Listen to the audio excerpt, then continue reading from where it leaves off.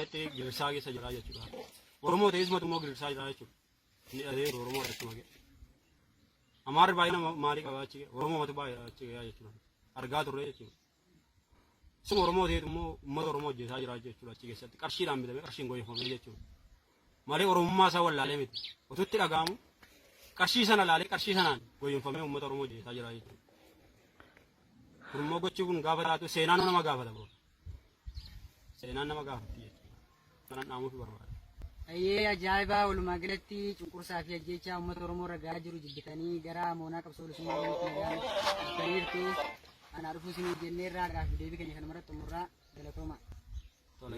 Kiyyaa Yaasibaa Machaa jedhama.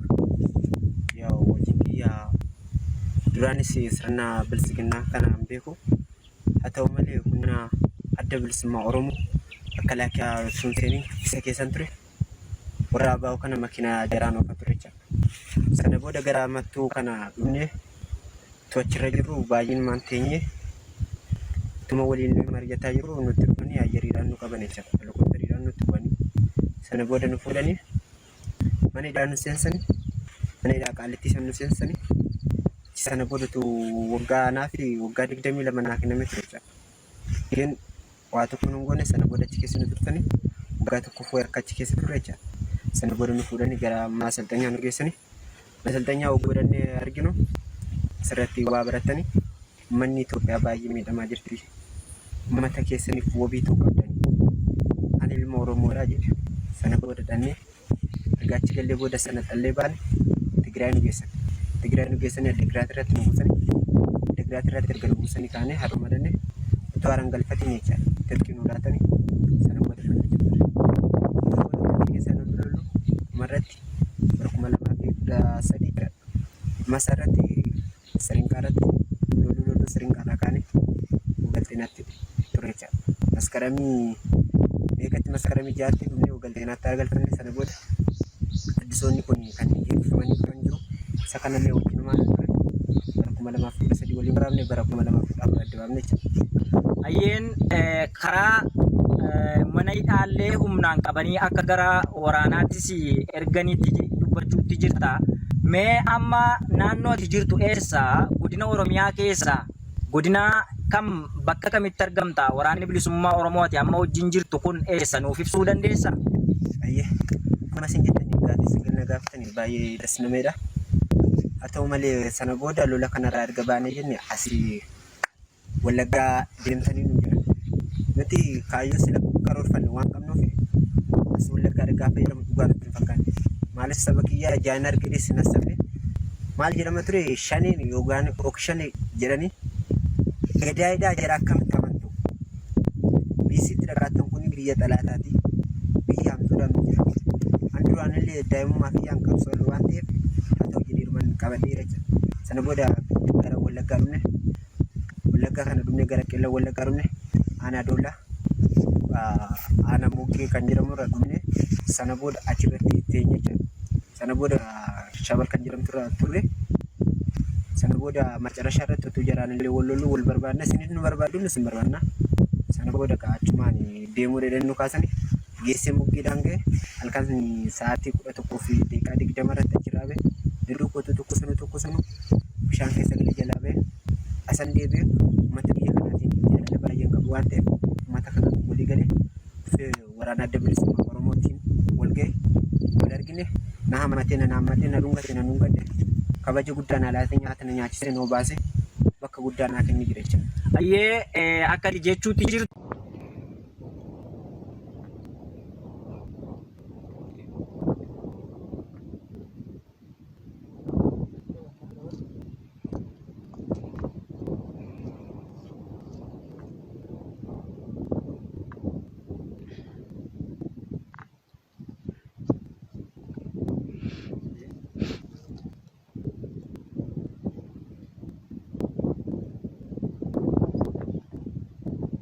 Ayyee warreen kuni warreen qaama mootummaa keessaa gara waraana bilisummaa Oromoo moonaa qabsoo bilisummaa Oromootti garamee hidhannoo isaanii guutuu fi meeshaa akaamaa warra Turkii sinaapira tokkoo fi akaamaa argitee kilaashii tokko qabatanii gara moonaa qabsoo bilisummaa Oromoo dhufanii moonaa diinarraa gara moonaa qabsoo dabalamanii maqaa dhaloota fi iddoo dhaloota isaanii asumaan isaan irraa baranna wal baradhaa isiniin jedha isa gamanumaan gara isaaniitti asin dabarsa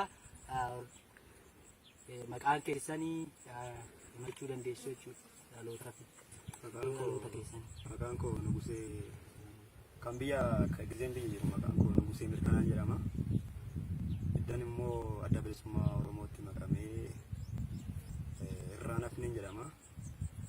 Biyyi koo godina Amboo jalaa aanaa Giinkiiti. Maqaan koo kanaadha, biyyi koos kanaadha. Shitolee akkasuma biyyatti dhaladhe Wallagga lixaa aanaa Mandii keessatti dhaladhe. Maqaan koo akkasuma Abiraam Malaakuun jedhama. Ayyee maqaa keessanii akkasii erga moonaa diinaa qabsoo diinaa keessaa dhuftanii bilisiginnaa keessaa dhuftanii maaltu isinitti dhagahame maaltu laaltanii maal hubattanii moonaa qabsoo bilisummaa Oromoo dhufuu yaaltanii gara kanatti dabalamtanoo?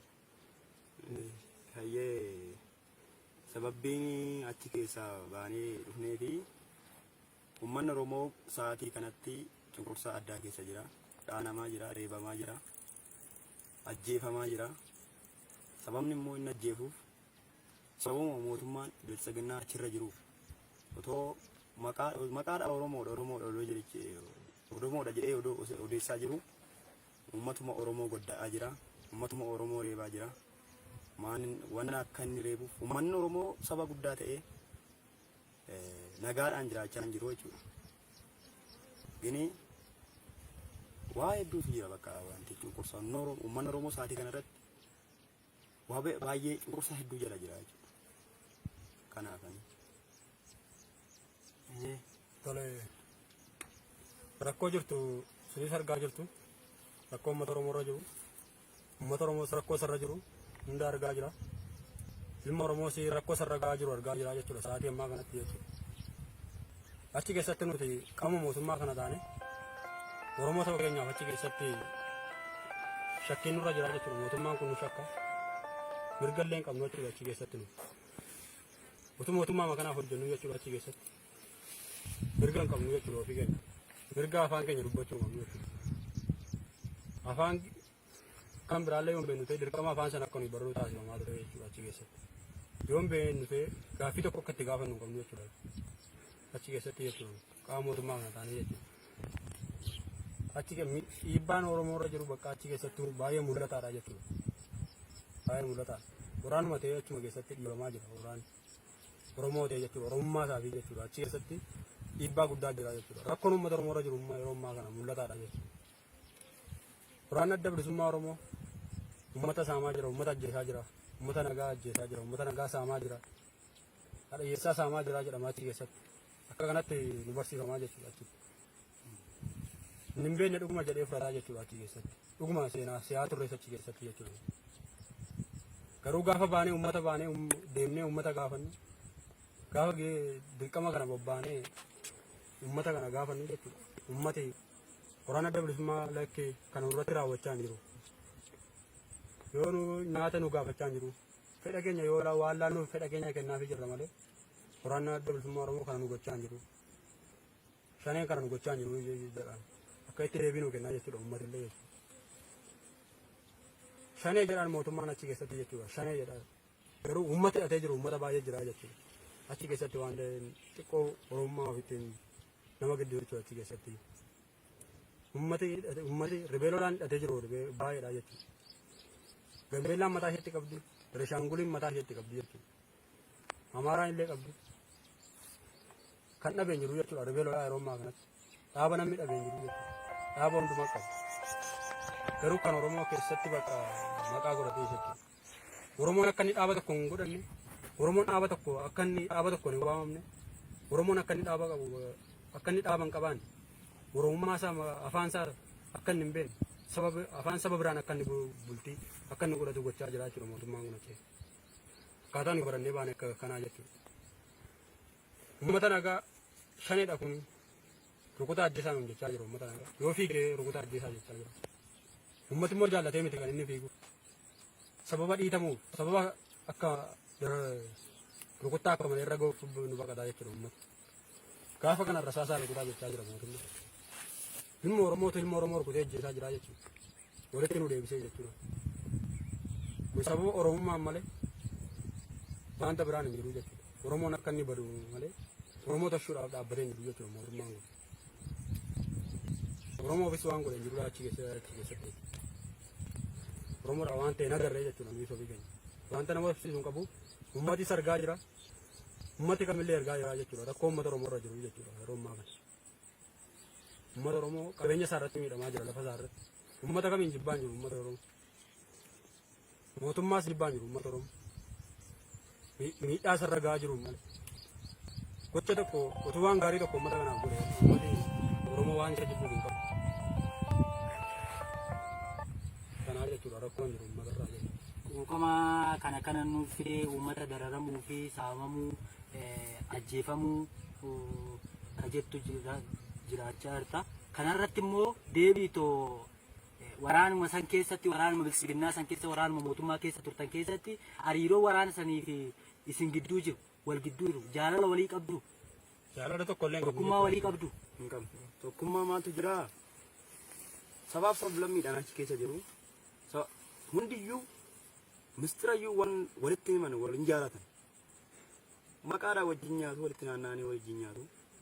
Yini keessa isaanii tokko miti. Jaalalli hin jiru. Jaalalli gonkumayyuu hin jiru isaan bira. Jaalala hin qaban. Tokkummaas hin qaban. Uummanni achi keessa kan deemu birriidhaaf malee surumayyuu hophumaafuu kan dhaabatu hin jiru achi keessa. Birriidhaan bitamaa jira immoo yeroo ammaa kana keessa isaanii keenya. Waa baay'eetu immoo achi keessatti uummata keenya irratti irree dararaa guddaa geessisaa jira. Tokkummaan qaban. Tokkummaan illee hin jiru. Waan argaa turre amma achittis waan laalaa jirtanidha jechuudha warra achi jirtanis. Kanaadha. Tokkummaan hin jiru. Akkuma inni jedhee jaalala tokko hin qabnu jechuudha Oromoo achi keessatti jechuudha. Oromoo ta'e achi keessatti waliin jaallannu jechuudha achi keessatti. Tokkummaa hin qabnu jaalala hin qabnu. Sababa ololli jiruuf achi keessaa jechuudha. Olii naman olii kennu tokkummaa hin qabnu jechuudha. Qarshii sanaan sababa bitamnee jiru jechuudha. Ishee qarshii keenya duwwaa saama malee saba kana fayyumnaa saba kana akkanatti saba kana rakkoo kana jalaa baafna kan jennu jechuudha. Uummata kamiin guddisuuf kan dhaabbachaa hin jiru jechuudha. Waraanni mootummaa kamiin birrii maallaqa qofaa jechuudha. Maallaqatti ofiisaa jechuudha. Sammuu isaa qofa bilisoomsee jiraachuun malee uummata kamiin bilisoomsee jiraachisuuf dhaabbachaa hin jiru jechuudha. Waraanni mootummaa ofii korraa kaasee jechuudha. Oromoon achi keessa turanis akkuma kanaa jechuudha. Ofii qofa bilisoomsee jiraachuudha jechuudha achi keessatti jechuudha. Malee uummata kamiif Itoophiyaa kamiif ijaaruuf namni dhaabbatee jiru jechuudha achi keessatti. Sanii muraayyuu jechuudha. Darbee bakka uummata Oromooti kan miidhamaa jiru jechuudha yeroo ammaa kanatti uummatuma Oromoo. Kan bushaa jiru Oromoodha jedhama kan miidhamaa jiru immoo Oromoodha jechuudha. Waraanni hidhatee jiru Oromoodha kan miidhamaa jiru Oromoodha jechuudha. Goyoonfamee jechuudha. Sammuu isaa adoochee bakka wal daalsisee jechuudha. Galagashee abbaa isaa fi haadha isaa ajjeessaa jira jechuudha. Haadhaaf abbaa keenyatti hafumusii qabnee jiraachaa ture jechuudha. Rakkoo guddaa jira jechuudha uummata keenyatti. Jaalalli jiru tokkummaan hin jiru akkuma barbaannetti uummata dhaanaa turre ajjeesaa turre haadhaaf abbaa keenyaa hafumusii itti gargashaa turre kajettu jira. Inni ka biraa immoo jaalala agartee uummati isiniif qabu hagam tokko isinii fi waraana bilisummaa Oromootiif qabu. Garaagarummaa qaba. Eenyuuf jaalala qaba? Uummatumti kun gaafa argitan, gaafa as keessa as dhuftanii fi gaafa waraana mootummaa keessa jirtanii garaagarummaa inni qabu. Garaagarummaa hawaasa kanaaf hawaasni kun isinii fi waraana bilisummaa Oromootiif qabu. Mee ammam ilaaltan? Ani gizeen achi keessa jirus ergan dhufee guyyaa sadii halkan wajjiniini argeera jechuudha. Gizeen achi jirus argee, gizeen as jirus argee. Nuti gaafa achirraa uummanni si jammiru uummanni nu jaalatu. Filaafiitii dubbanna yoo ta'e jechuudha. Waan dhugaa dubbanna yoo ta'e uummanni nu jaalatu. Bishaan iyyuu nutti hin kennu uummanni. Bishaanuma dhoowwanne yoo akka carraa waraabee ala kaawwate malee mana keessa jira dhagaa fudhatee uummanni bishaan nutti hin kennu. Uummanni nu jaalatu. Wattaadarri bineensadha malee uummanni sumaa goonguma nu jaalatu. Waan dhugaa waan agartanii waan uummannis beeku wattaadarri illee waanuma beeku jechuudha. akka malee otuma beelofte uummanni waan takka waan beela si gochu sitti hin kennu. Gini garuu jechuudha. Erga dhufnee adda bilisummaa Oromootti makamne waan dinqisiisaa waan humna olas nama jedhu argaa jirra jechuudha. Gaafa nuyi gisee biltsiginnaa wataadara biltsiginnaa hojjennu uummanni dheechen manaa bade maaltu uummata hariinaa shaneedha jedhan. Gaafa wataadara sii ba'u nu Usmaan asitti makamne hoggaan adda bilisummaa Oromoo biratti hafu uummanni keessaatti deebi'ee gabaa fakkaatu kacarra guyyaa musii ture guyyaa musii san gabaa dhaabbata gabaa fakkaatu akka malee uummanni illee simannaa isaanii qaba. Uummanni adda bilisummaa Oromoo hin jaalata jechuudha. Gar malee jaalata. Jaalala immoo wataadaraaf hin qabu uummanni biyya kana. Uummanni Oromoo iyyuu hin qabu. Hin jaalatu wataadara bilisummaa. Adda bilisummaa Oromoo wajjin adda bilisummaa akkatti isaan jaalatu uummanni akkaataa isaan ittiin jaalatan argeera jechuudha. Baay'ee guddaadha. Oromoon asumaan kanumaan itti fufuu qaba jechuudha. Rakkoon jirtu rakkoo guddaadha. Yoo dubbachuun rakkoon uummata Oromoo irra jiru jechuudha. Dubbatamee waan dhufu miti jechuudha. Haasaamee waan dhufu miti.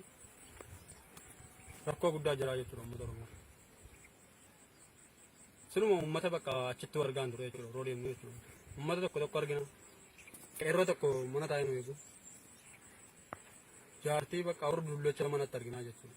Isaanii illee gaafa gaafannu yakki isaan hin tuqanii dhimma isaanii deemu malee dhimma isaanii yaa'u malee akkana namni nuti bu'uun jiru jedhu akkanatti deebii nu kennu jechuudha. Garuu achi keessatti gaafa haasaamu shaniin ajjeesaa jira uummata akka malee saamaa jira jechuudha. Garuu uummata gaafa gaafannu immoo uummati gochi kun soba jechaa jiran uummata. Rakkoo guddaa jira jechuudha uummata Oromoo irra yeroo ammaa kana bakka rakkoo guddaa jira. Dubbatamee dubbachuu yookaan jechuudha. Quuqama guddaa jira jechuudha. Mootummaan kun bakka uummata Oromoodhaaf gocha tokko waan godhee argisiisee tokko qabu jechuudha uummata Oromoodhaaf. Uummata biraa garuu harka lafa jalaan meeshaa hidhachiisaa jira uummata biraa. Uummata Amaaraa harka lafa jalaan hidhachiisaa jira. Uummata Amaaraa immoo yoomii uummata Oromoo immoo diina beekamaadha. Lafa Oromoo irra taa'ee adda baana minaamin jechaa jira har'a uummata Amaaraa jechuudha. Uummati kun boru uummatuma Oromoo fidhata malee saba biraaf kan hidhatu hin qabu jechuudha uummata Amaaraa. Oromoo balleessin malee harka lafa jalaan hidhachiisaa jira jechuudha. Oromoo harkatti garuu meeshaa miti ulee gaarii tokko harkatti hinaafaa jira mootummaan kun. Kan hidhachiisu miti jechuudha uummata Oromoo. Kan hidhateeru iyyuu irraa eeguudhaaf maraachaa jira jechuudha mootummaan kun. Utuu danda'ameefi jechuudha. Ayyee akkuma akeekayyuu uummati Oromoo sabaaf sablammii hedduu jira. Itoophiyaa kanaaf dhaabbanne jettanii baane keessatti ka jettu jira. Yaadni kee akkasi. Deebiitoo immoo uummati Oromoo ulee gaariidhaa harkatti arginaani harkaa fuudhamaa meeshaa miti. Uummata gara biraa immoo garuu uummata akka Amaaraa uummata beersabii keessa jiru keessa uummati akka Oromootti ilaalcha addaatiin ilaalcha diinummaatiin ilaalamuun akka isaan hin argine uummata Oromoo sabaaf sablammii keessa jiru keessa Amaaraa harka lafa jalaatiin hidhachiisa uummata Oromoo ulee gaarii irratti yoo argayyuu harkaa fuudhaa ka jettu kana jira. Kana keessatti ammallee mootummaan kuni akka dhaabbattanitti uummataaf dhaabbanne jettanii uummata erga dhaabbattanii uummati gariin uummata Oromootu dararamaa jira ka jettanii jira. Sani waan taateef isa kanarratti immoo amma erga moonaa qabsoo bilisummaa Oromoo dhuftanii erga waraana bilisummaa Oromootti dabalamtanii waraanni bilisummaa Oromoo qabiinsa akkamii isinii godhe akkamitti isin simate hoo jaalala inni ka waraana kana walii gidduutti qabu akkam tokkummaa inni walii qabu jaalala hafuura jaalalaa walii qaba isa kanas isin gaafachuu barbaada. Addi bilisummaa Oromoo duris ta'ee amma har'aattis ta'ee uummanni Oromoo si jemmir waliin jibbu wal jaalata uummanni Oromoo gantuutu biyya isheerraa buqqee dhufee walakkaa keessa galee wayin makaa wayin haadhaan Oromoo taate abbaadhaan Amaara taate wal keessa galtee uummata Oromoo walitti naqxi malee uummanni Oromoo si jemmir jaalala qabasi hin jaallatamasi. Uummanni Oromoo immoo akkaataa ittiin nama jaalatu uummata Oromoo beeka. addi bilisummaa Oromoo gaafa dhufnee dheengadda gallu simannaan inni nu godhe argeen beeku jechuudhaan mataa kiyyaan. Addi bilisummaa Oromoo simannaa guddaa nu godhe dheengadda gaafa dhufnee gallu. Achi keessatti giriin uummatuma Oromooti guddaan gini achi keessatti otuma harka iyyuu baafne harkuma baafnee dubbanne mirguma keenya odoo nu dubbanna jennee ajjeechaadha achi keessatti.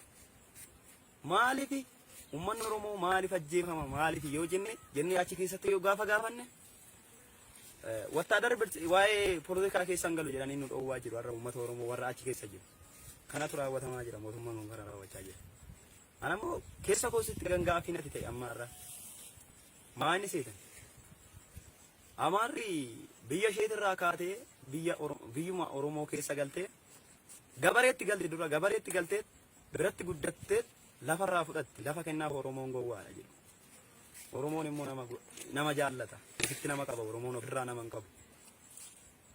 Arras taanaan nurraa ka'ee gal hin jenneen seeraan jiraadhu dheen. Maal gootii biyya Oromoo biyya isheetii buqqaateet biyya Oromoo keessatti galtee lafa Oromoo irratti galteet Oromoo dhumaarra garagaltee meeshaa guddaadhaan rukutaa jirti ofumaarra qalaa jirti Oromoo amaar kanayyuudhaan gaaffii natti ta'e biyya isheetti galtee otoo biyya daangarraa akkana waraantee rakkoon qabu biyyuma Oromoo keessa teessee wallagguma amma samoona darbe uummatuma goddaatee jechuudha uummatuma zimyaa masaaraa bitattee masaaraa immoo maal gaafatu miti silaa mootummaan itti dhe keenyarraa ulee hiika asaanitti kasaanii manaan bireenii wanni isheen dhabirin jiru maal hundatu beeka. Faannoon wallaggi kan kooti wallaggan gallakkisu jedhee haasa'aa jira sa'aatii kanatti. Ogaa ana kan nagarrame Oromoon biyya isaatiif kan lolu biyya irratti dhalate biyyan irratti dhaladhe maaliif garboofsa fudhata jedheeti Oromoon kan lolaa jiru. Wattaadara itti ergeet achitti uummatuma nagaa rukuchiisaa jira. Wallaggatti jechuudha. Uummata Amaaraa kan of keessaa baasuu ka'e kan rukuchiisaa jira. Uummanni achitti immoo nurraa iyyuu ba'iin jenneen seeraan jiraadhu hin biltoomte immoo Amaarreessumattu iyyuu hin beektu. Biltoomte uummatarraa saamtee jiraachuu barbaadde. Biltoomtee biltummaadhaan jechuudha.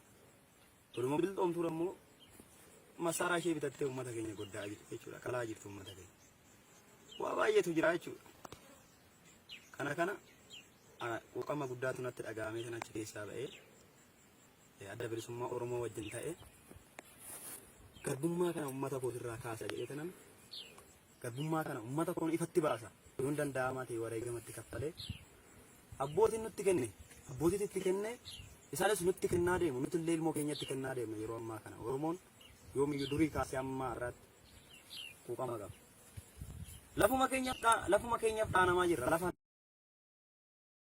Yeemtu Oromoon gadi ka'a malee karaa Amaaraatti ka'ee beeka Oromoon biyya Oromaa keessa jira gara Amaaraa keessa jira Oromoon ishuma dhufee nutti galee lafum keenya jecha nu qaxaqataa jira gizeessi keessa jiruu waa baay'ee dhaga'aa turre jechuudha kanatu raawwatamaa jira kun ammoo hambisuu kan qabnu adda bilisummaa Oromoo tokko ta'ee uummanni Oromoo tokko ta'ee yaa uummata Oromoo tokko ta'a kanan isin dhaamu kanan jedhus kana. Baay'inaan inni dubbateera. Irra guddaa wanti nama aarsu jechuudha. Oromoon yeroo ammaa kana tokko qama qabu akkatti dubbatatu dhabaa jira jechuudha. Tokkoffaa jechuudha. Gaaffii tokko ba'ee gaafachuun hin danda'u jechuudha. Har'a uummata Oromoo. Harka baasee gaaffii tokko waa'ee saba isaatii gaafachuu hin danda'u jechuudha. Gaaffii tokko waa'ee yoo gaafate rasaasaan rukutamee du'aa jechuudha. Sodaa guddaa of qabaa jechuudha. Gaaffii tokko gaafatee deebii argachuu hin danda'u jechuudha. Oromoo. Osoo biyya Oromoo bushaa jiru keessa ta'e Oromoo kan ta'e tokko gaaffii tokko gaafatee deebii argachuu qabaa jechuudha.